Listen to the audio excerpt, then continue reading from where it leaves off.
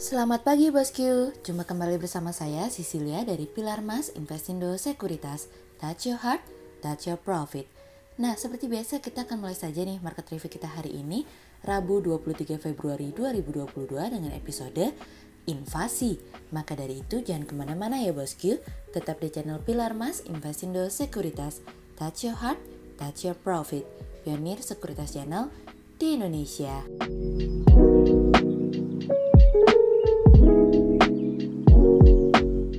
Seperti biasa kita akan mulai dari Global Economics Calendar. Ada berita dari US PMI Manufacturing yang naik dari sebelumnya 55,5 menjadi 57,5. Kemudian ada dari US PMI Service yang naik dari sebelumnya 51,2 menjadi 56,7. Kemudian ada dari US PMI Composite yang naik dari sebelumnya 51,1 menjadi 56. Kemudian kita beralih ke Corporate News. Ada berita dari PT Indosat Tbk atau ISAT yang membukukan pendapatan tercatat naik 12,4% menjadi 31,38 triliun rupiah dari 27,92 triliun rupiah pada 2020 dari bisnis.com. Kemudian ada dari PT Electronic City Indonesia Tbk atau ECII yang gencar menambah gerai baru di tahun 2022 dari kontan.go.id. Kemudian ada dari PT Mitra Energi Persada Tbk atau Kopi yang bakal bangun pembangkit listrik senilai 170 miliar rupiah dari kontan.go.id. Kemudian pada perdagangan hari Selasa tanggal 22 Februari 2022, IHSG ditutup melemah minus 40 poin atau minus 0,59% menjadi 6.861. Sektor transportation and logistik, consumer cyclicals, properties and real estate, teknologi, basic materials, financials, industrials bergerak negatif dan mendominasi penurunan IHSG kali ini. Investor asing di seluruh pasar membukukan pembelian bersih sebesar 855 miliar rupiah. Kemudian kita akan masuk ke market review kita hari ini. Cerita hari ini akan kita awali dari akhirnya dimulai. Invasi awal sudah dimulai dan dunia bereaksi terhadap apa yang dilakukan oleh Rusia terhadap Ukraina. Presiden Biden mulai memberikan sanksi yang dimana Amerika menargetkan penjualan surat utang Rusia sebagai langkah awal dari sebuah sanksi. Biden mengatakan bahwa dirinya mengirimkan pasukan Amerika tambahan ke Baltik sebagai sebuah langkah untuk membela negara-negara yang masuk dalam persekutuan NATO. Biden akan terus meningkatkan sanksi apabila Rusia terus melanjutkan agresinya, yang dimana ini merupakan sanksi pertama terhadap Rusia. Invasi awal telah mendorong berbagai komoditas mengalami kenaikan yang dimana tentu saja hal ini akan menyulitkan nantinya bagi langkah The Fed dalam membuat keputusan. Sanksi ini bermula ketika Presiden Putin mulai mengakui dua republik separatis yang memproklamirkan dirinya di Ukraina Timur sebagai negara yang merdeka. Dalam jangka pendek mungkin sanksi tersebut belum terlalu berpengaruh terhadap pertumbuhan ekonomi Amerika, namun secara jangka panjang hal tersebut akan menghambat prospek pertumbuhan ekonomi di Rusia. Inggris akan memberikan sanksi kepada 5 bank Rusia dan 3 individu yang memiliki kekayaan bersih yang tinggi. Sanksi tersebut akan mencakup berbagai bank termasuk diantaranya Rosia, East Bank, General Bank, Pромswashbank, dan Black Sea Bank. Individu yang diberikan sanksi tersebut adalah Gennady Timchenko, Boris Rothenberg, dan Igor Rothenberg. Komoditas yang mengalami kenaikan tentu akan memberikan cerita tersendiri bagi emiten yang memiliki sektor tersebut. Perhatikan dan amati setiap sentimen yang terjadi di pasar ya. Kenaikan harga minyak tentu saja akan mendorong inflasi untuk bergerak naik lebih tinggi dan bertahan lebih lama, sehingga tentu saja hal tersebut akan menghambat pertumbuhan ekonomi. Dan apabila inflasi terus berlanjut, maka akan kembali mendorong harga minyak ke level tertingginya dan hal tersebut akan membuat The Fed kembali menaikkan tingkat suku bunga lebih banyak dari sebelumnya. Namun di satu sisi kekhawatiran akan terganggunya prospek pertumbuhan ekonomi akan membuat The Fed berpikir kembali untuk memperlambat laju kenaikan di tengah situasi dan kondisi saat ini. Kami meyakini apabila inflasi bergerak lebih cepat tentu saja The Fed akan lebih agresif untuk menaikkan tingkat suku bunga.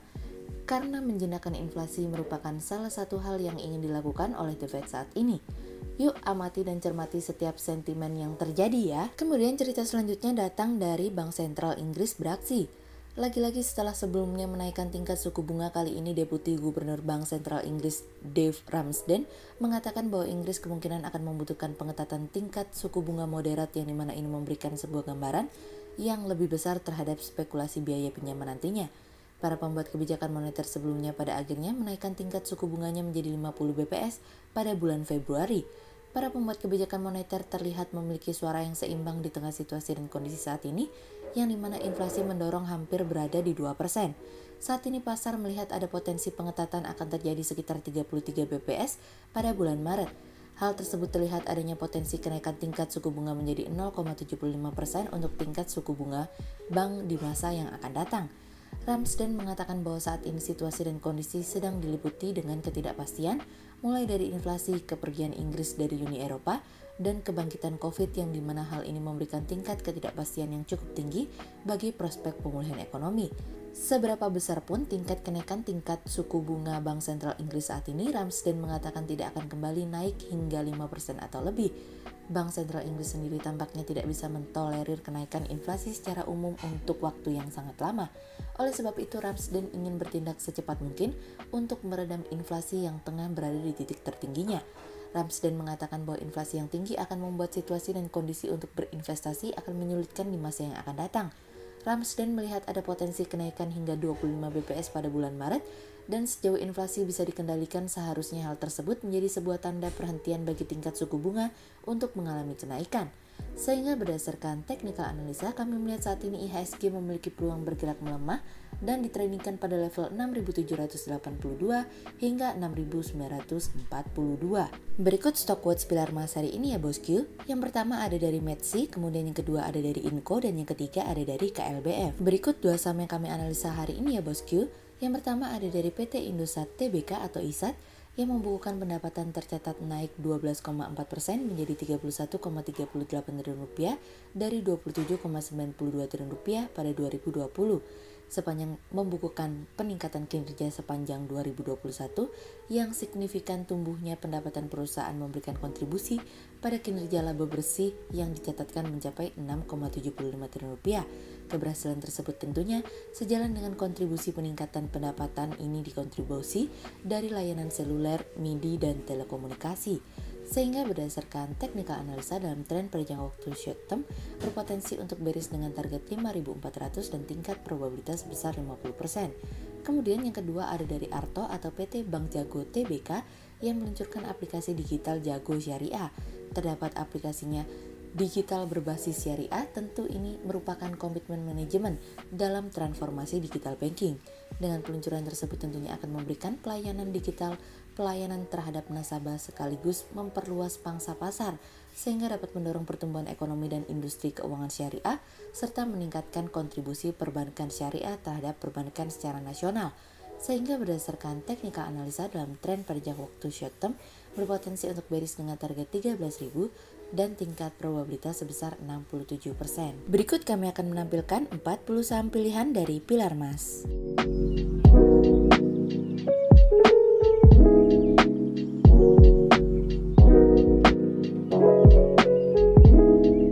Sekian untuk review market kita kali ini ya bosku. Untuk info lebih lengkapnya, bosku bisa download PDF dengan klik link di bawah video ini atau bisa akses ke website kami di www.pilarmas-investindo.co.id. Dan jangan lupa untuk selalu jaga kesehatan buat para bosku ya. Kita akan bertemu lagi besok pagi untuk market review yang berikutnya. Jadi jangan lupa like, subscribe, dan tonton terus channel Pilar Mas Investindo Sekuritas. Touch your heart, touch your profit. Pionir Sekuritas Channel di Indonesia.